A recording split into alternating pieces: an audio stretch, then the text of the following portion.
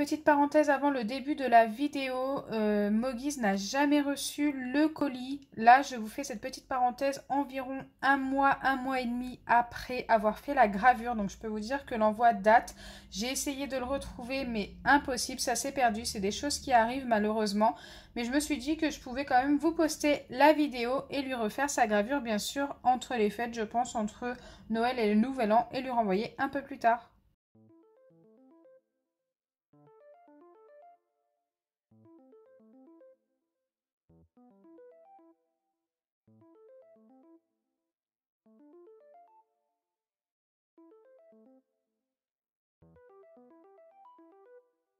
Bonjour tout le monde, alors aujourd'hui on se retrouve pour une toute nouvelle vidéo et ce sera une gravure sur verre Harry Potter qui est pour Moggies. D'ailleurs si vous voyez la vidéo aujourd'hui c'est qu'il vous l'a montré sur Instagram. Donc oui, je lui ai fait ce petit cadeau, je sais qu'il adore Harry Potter et moi j'adore ce qu'il fait sur YouTube, il me fait mais tellement rire. Donc voilà, moi c'est un réel plaisir de lui faire une petite gravure. Donc pour ça je vais utiliser le cadre chocolat, je le trouve trop beau et je pense que ça ira plutôt bien avec Harry Potter. Donc des cadres, hein, vous en trouvez un petit peu partout, sauf en ce moment malheureusement avec le confinement. Moi c'est ultra compliqué, moi je suis obligée d'en commander maintenant.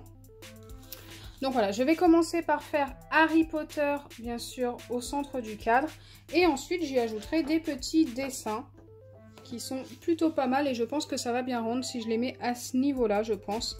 Donc on verra au fur et à mesure. Allez, c'est parti. Là, je suis venue mettre mon premier dessin dans le cadre. Maintenant, j'ai plus qu'à faire les premiers contours. Alors, une fois que j'aurai terminé les contours de ce dessin, je viendrai ajouter au fur et à mesure les autres dessins et je ferai également les contours. Donc, comme d'habitude, je vous mets ça en accéléré pour pas que vous ayez le bruit car ça fait énormément de bruit et en musique, bien sûr.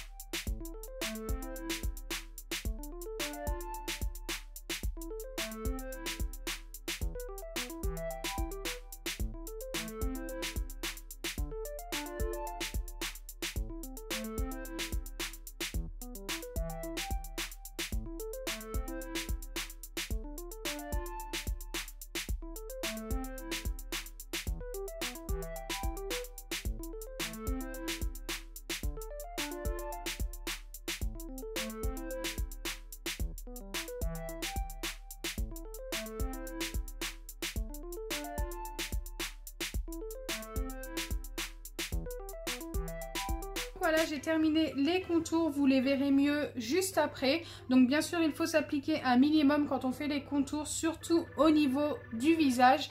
Mais là où il faut le plus s'appliquer, c'est quand vous avez fini les contours et qu'il faut tout repasser. Les petits détails et tout, c'est à ce moment-là qu'il faut tout bien faire, car après, on ne pourra plus corriger. Mais par exemple, là, quand vous faites les contours et si par exemple vous êtes un petit peu à côté au niveau d'un trait, si c'est au niveau des vêtements, ça ne se verra pas, il n'y aura pas de souci. Par contre, si c'est au niveau du visage, il faut vraiment bien s'appliquer dès le début, car si les traits sont mal faits dès le début, après le visage, il ne ressemble à plus rien. Donc voilà comment je vais positionner les 3 dessins qui iront sur la gravure. Donc j'ai scotché celui-ci pour commencer par celui-ci et j'ajouterai ces deux-là juste après. Donc je scotche bien sûr en dessous. Faut pas que le scotch aille, par exemple si vous voulez mettre un scotch, évitez de le mettre par-dessus au niveau du dessin, car autrement vous n'allez pas pouvoir graver, tout simplement.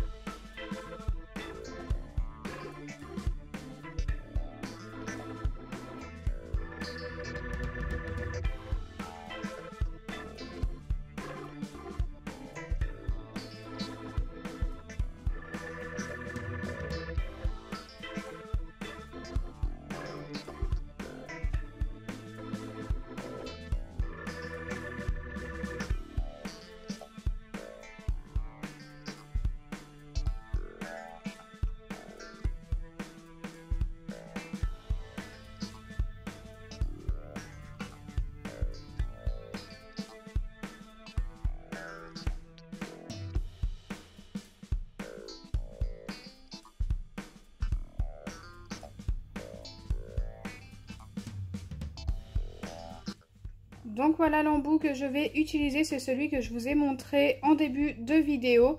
C'est le deuxième embout, c'est tout simplement pour refaire tout le dessin entièrement avec des traits plus épais et bien sûr refaire tous les détails.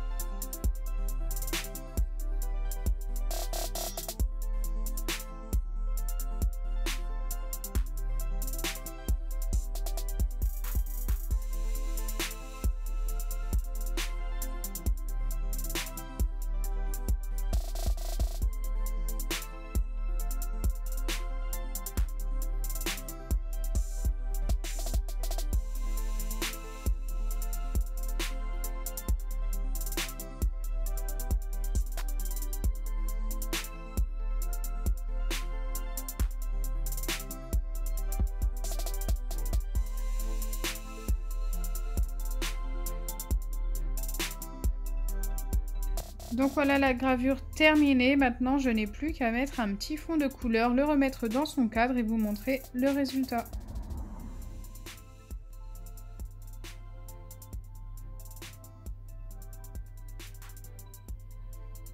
J'espère sincèrement que ma vidéo vous aura plu. Si c'est le cas, n'oubliez pas les pouces bleus, partagez et abonnez-vous. Bisous les amis!